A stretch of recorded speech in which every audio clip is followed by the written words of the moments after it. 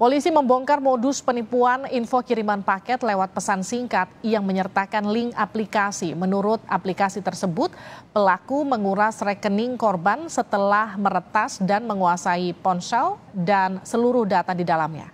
Korban sebanyak 493 orang dengan kerugian mencapai 12 miliar rupiah.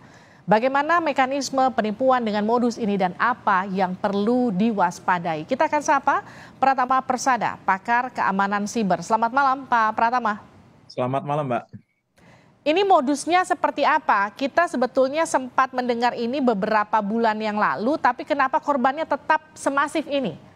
Ya, Mbak, saya pikir ini ada beberapa sebab ya gitu. Yang pertama adalah karena masyarakat tidak begitu mengerti tentang literasi digital kalau handphonenya itu atau device-nya itu gampang terinfeksi malware begitu.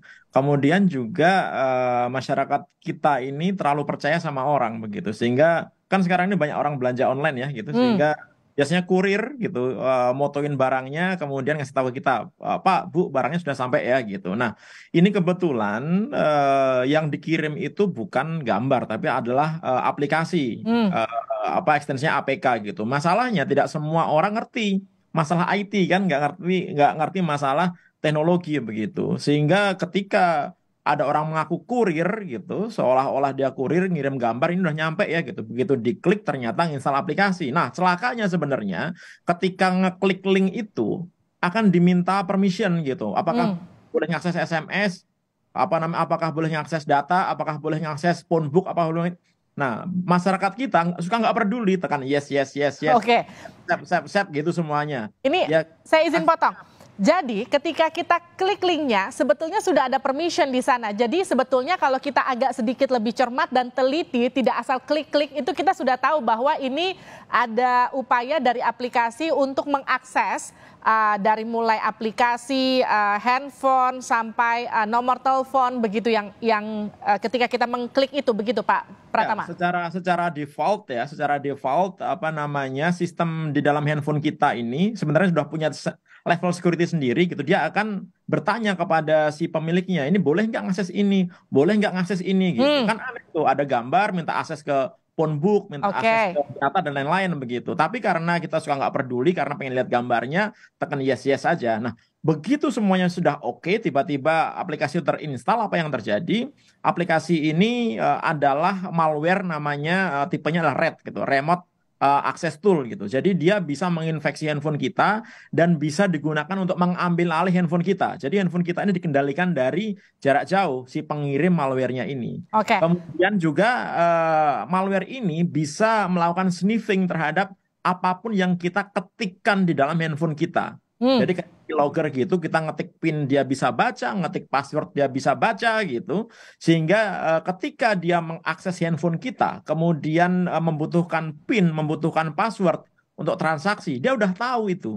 Sehingga dia bisa melakukan dari jarak jauh tanpa kita sadari gitu. Oke. Jadi handphone kita jalan sendiri gitu, Pak. Pak Pratama, kalau kita mengakses mobile banking sebelum kita mengakses aplikasi peretasan tersebut, apakah kemudian juga tetap terbaca ataukah memang baru terbaca setelah aplikasi tersebut menjebak kita dan kita mengakses PIN?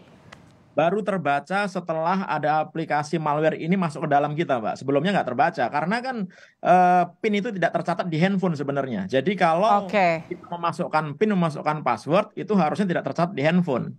Yang jadi masalah ketika malware itu sudah terinstall ke handphone kita ketik password atau ketik PIN, itu direcord sama malware ini. Sehingga dia bisa tahu dengan tepat si user ini lagi menggunakan mobile banking apa, BRI, BCA, Mandiri dan lain-lain, semuanya bisa gitu. Nah, itu yang akhirnya menjadi data bagi si pengirim malware ini untuk melakukan transaksi menggunakan handphonenya si user. Karena kan nggak mungkin. Karena gini, sebenarnya internet banking itu mobile banking itu punya security. Dia nggak bisa digunakan di handphone lain karena autentikasinya ada menggunakan SIM card, dia menggunakan identifikasi dari handphonenya gitu. Betul. Dia nggak bisa kalau misalkan orang lain kemudian nyoba-nyoba menggunakan mobile bankingnya device lain gitu. Oleh karena itu cara paling gampang gimana?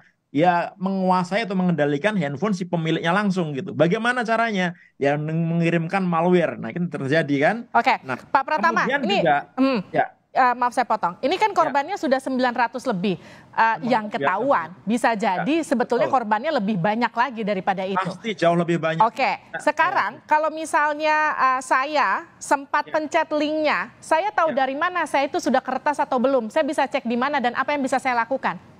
Jadi sebenarnya kalau malware-nya itu terinstall secara background, kita nggak bisa Mbak tahu bahwa handphone kita ini sudah terinstall malware apa tidak, kecuali kalau kita pasang antivirus ya. Makanya antivirus ini mandatori, sangat penting sekali. Banyak antivirus gratisan bisa dipakai. Oleh karena itu yang nonton tayangan ini harus pasang antivirus gitu, karena bisa menjaga kita dari malware. Tapi kalau sudah masuk, kita nggak bisa ngecek. Kenapa? Karena ini hidden, nggak ada aplikasinya, nggak kelihatan gitu. Oke. Nah, tapi kita bisa merasakan tanda-tandanya kalau misalkan handphone kita ini kena malware apa enggak gitu. Misalkan yang pertama, kita pakai pulsa, biasanya pakai data yang biasanya habis dalam waktu sebulan 10 giga, ternyata dia habisnya dalam seminggu udah habis gitu.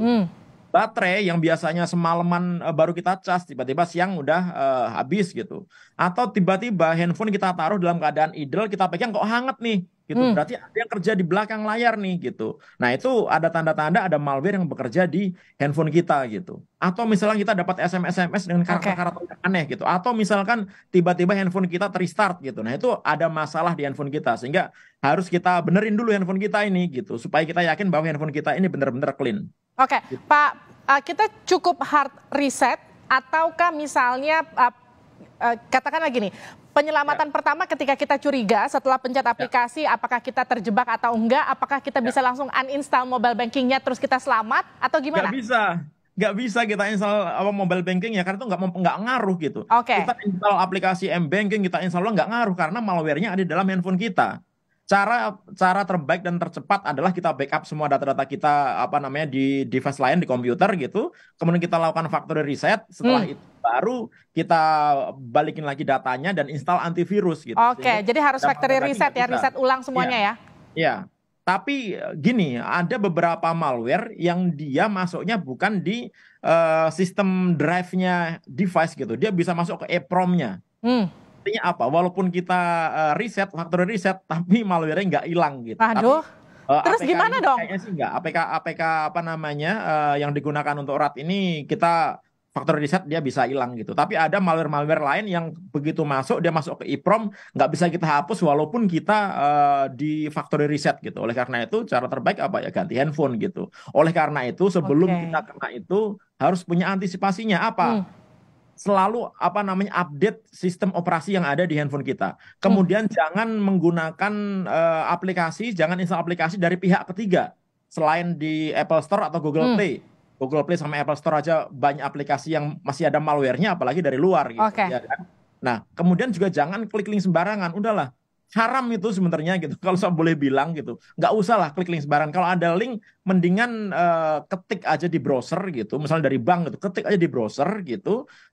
Mencari informasinya. Jangan ngeklik linknya. Kenapa? Karena banyak juga malware yang dia tidak butuh permission dari user gitu. Jadi begitu kita klik, tiba-tiba pakai install aja gitu. Nah, itu bahaya. Contohnya beberapa yang kena, jurnalis kan dulu pernah kena itu kan. Begitu diklik tiba-tiba udah keinstall aja gitu. Nah, itu bahaya juga gitu.